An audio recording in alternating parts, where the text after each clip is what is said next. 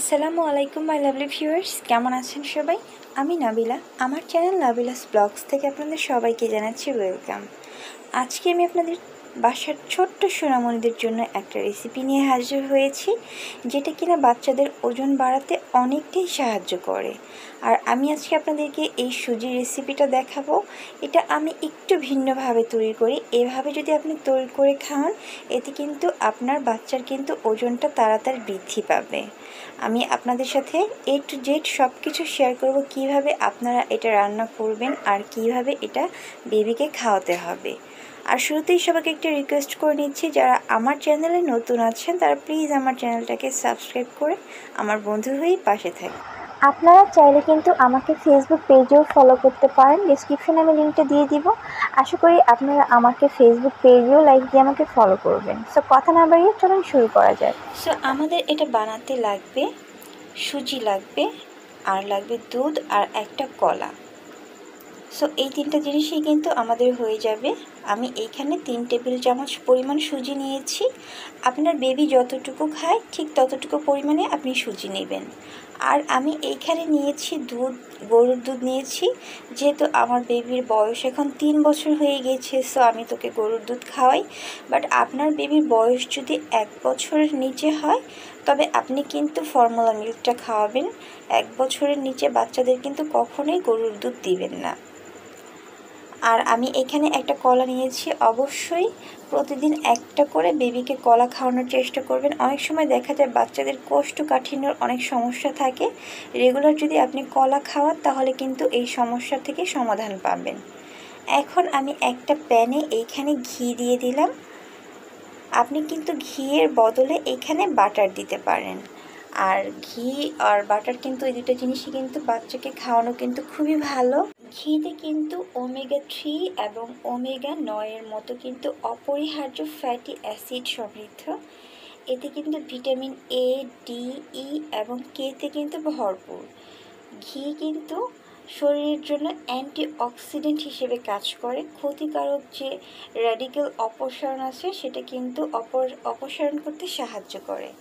আর ঘি হজমও কিন্তু সাহায্য করে।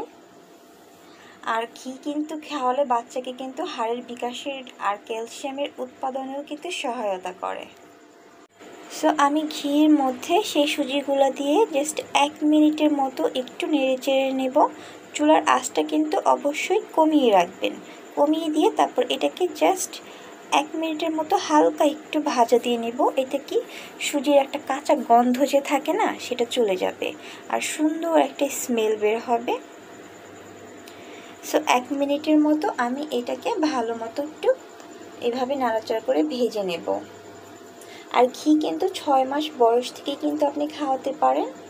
যখন বাচ্চাকে খিচুড়ি খাওয়াবেন, তখন কিন্তু সেইখানে কয়েক ড্রপ প্রথমে শুরু করতে পারেন। প্রথমেই কিন্তু আপনি হাফ চামচ 1 চামচ দিবেন না, জাস্ট কয়েক ড্রপ দিয়ে শুরু করবেন। তারপর 1 মিনিট পর আমি এখানে সেই দুধটা দিয়ে দিলাম। এখন এটাকে আমরা কন্টিনিউ নেড়ে চেড়ে যাব। আর প্রতিদিন কিন্তু 1 চামচের বেশি ঘি দেওয়া যাবে না আপনার বেবিকে।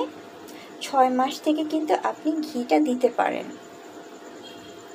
6 মাসে আপনি হাফ চা চামচ ঘি দিবেন বাচ্চাকে। আর যখন 8 মাস হবে, তখন 1 চা চামচের একটু কম ঘি দিবেন। আস্তে আস্তে করে বাড়াবেন। একবারেই কখনো বাচ্চাদেরকে বেশি দিবেন না। প্রথমে একটুখানি খাওয়িয়ে কয়েকদিন দেখবেন যেটা বাচ্চা হজম করতে পারে কি না। যদি আপনার বেবির হজম শক্তির কোনো সমস্যা না হয়, তবে আপনি এটা কন্টিনিউ করবেন। আর এখন আমি এখানে চিনি দিয়ে দিলাম 2 চা চামচ। আপনার বেবির বয়স যদি 1 বছর হয়ে থাকে, তবে কিন্তু আপনি চিনি দিতে পারেন। আর 1 বছরের নিচে হলে আপনি কিন্তু এখানে চিনিটা দিতে পারবেন না। আর আমি এখানে অল্প একটু লবণ দিয়ে দিলাম, জাস্ট একটা স্বাদের একটা ব্যালেন্স রাখার জন্যে। 1 বছরের নিচে কিন্তু চিনি, লবণ এগুলা কিচ্ছু দেওয়া যাবে না। যদি আপনি এই চিনি, লবণ দেন, তাহলে কিন্তু এই যে দুধটা দিয়ে রান্না করছেন, এই দুধের কিন্তু কোনো গুণাগুণই আর থাকবে না। সো এই কথাটা মাথায় রাখবেন সবসময়। 1 বছরের আগে এগুলো দিতে পারবেন না। আপনি 1 বছরের কম যদি বয়স হয়, সেক্ষেত্রে কিন্তু আপনি এখানে একটু মধু দিতে পারেন অথবা একটু তাল মিশ্রি দিতে পারেন। আমি এইখানে দিয়ে দিলাম 1 টেবিল চামচ পরিমাণ বাদাম মিক্স।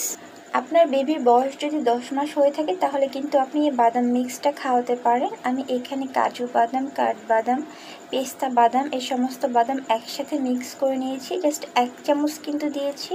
বাদাম কিন্তু বাচ্চাদের পুষ্টিকর উপকরণগুলোর মধ্যে কিন্তু একটি। এগুলা কিন্তু বাচ্চাদের কিন্তু রোগ প্রতিরোধ ক্ষমতা উন্নয়নে সহায়তা করে। বাচ্চার কিন্তু নিয়মিত ডায়েটে আপনি বাদাম কিন্তু রাখতে পারেন। এতে কিন্তু বাচ্চাদের মস্তিষ্ক ক্রিয়ায় আর বিকাশে কিন্তু সাহায্য করে। অন্যান্য ফ্যাটগুলির তুলনায় কিন্তু শরীরে উচ্চ মাত্রায় কিন্তু উপকারী হয়ে থাকে। বাদামে কিন্তু প্রচুর পরিমাণে ফসফরাসও থাকে। এতে কিন্তু বাচ্চাদের দাঁত এবং হাড়ের বিকাশেও কিন্তু অনেক গুরুত্বপূর্ণ ভূমিকা পালন করে। সো বুঝতেই পারছেন বাদামটা আসলে বাচ্চাদের জন্য কতটা গুরুত্বপূর্ণ খাবার। এখন আমি এখানে একটা কলা নিয়ে নিয়েছি। কলাটাকে আমি ভালো মতো ম্যাশ করে নিচ্ছি। আর এটা আসলে ব্লেন্ড করার দরকার নেই। যদি 6 মাসের বেবিও হয়, কলাটা কিন্তু এমনিতেই সহজে কিন্তু খেয়ে ফেলা যায় গিলে। আসলে এটাতে একটু পিচ্ছিল টাইপের হয়, তাই আমার মনে হয় না এটা ব্লেন্ড করার কোনো প্রয়োজন আছে। এখন এই কলাটা দিয়ে আমরা এটা ভালো মতো মিক্স করে নেব। আর আপনার বেবি যদি ফর্মুলা মিল্ক খায় তবে আপনি যেটা করবেন, পানি দিয়ে কিন্তু সুজিটা রান্না করবেন। কারণ ফর্মুলা মিল্ক কিন্তু সরাসরি চুলার তাপে কিন্তু রান্না করা যায় না। সো পানি দিয়ে সুজিটা রান্না করবেন। তারপর এই যে রান্নার শেষে কলা আর ফর্মুলা মিল্কটা মিক্স করে নেবেন, তাহলেই কিন্তু হয়ে যাবে। সো দেখতে পেলেন খুব সহজেই কিন্তু আমাদের সুজি রান্নাটা হয়ে গেল। এইভাবে সুজি রান্না করে কিন্তু আপনি আপনার বেবিকে সকালে কিংবা বিকেলে নাস্তাতে কিন্তু দিতে পারেন। আমার বিশ্বাস এইভাবে যদি আপনি তৈরি করে দিন তাহলে আপনার বেবি খুব মজা করে এই সুজিটা খাবে। আর এটা কিন্তু আপনি প্রতিদিনই খাওয়াতে পারেন একবেলা, অথবা আপনি সপ্তাহে 3 দিন খাওয়াতে পারেন। যদি আপনার বেবি বেশি হেলদি হয়ে থাকে তাহলে সপ্তাহে 3 দিন খাওয়াবেন। আর যদি বেবি একটু রোগা পাতলা হয়ে থাকে তাহলে কিন্তু আপনি প্রতিদিনও খাওয়াতে পারেন। বাট সুজিটা আসলে ডাক্তার বেশি খাওয়াতে মানা করে। সপ্তাহে 4 দিন আপনি কিন্তু একদম খাওয়াতে পারেন অবশ্যই। আর সব মায়েদের কাছে আমার একটা অনুরোধ রইল, প্লিজ বাচ্চাদেরকে জোর করে খাওয়াবেন না। ওরা যতটুকু খেতে চায় ঠিক ততটুকুই খাওয়াবেন। প্রয়োজনে সবসময় যেটা করবেন, রেগুলার ভিন্ন ভিন্ন রেসিপি তৈরি করে দেবেন। এক খাবার কিন্তু কখনোই দিবেন না বেবিদেরকে, এতে কিন্তু ওদের মুখের রুচি নষ্ট হয়ে যায়। চেষ্টা করবেন একটু ভিন্ন ভিন্ন রেসিপি ট্রাই করে ওদেরকে দিতে, তাহলে দেখবেন খুব মজা করে ওরা খাবে। ভালো লাগলে লাইক, কমেন্ট, শেয়ার আর সাবস্ক্রাইব করতে কিন্তু ভুলবেন না।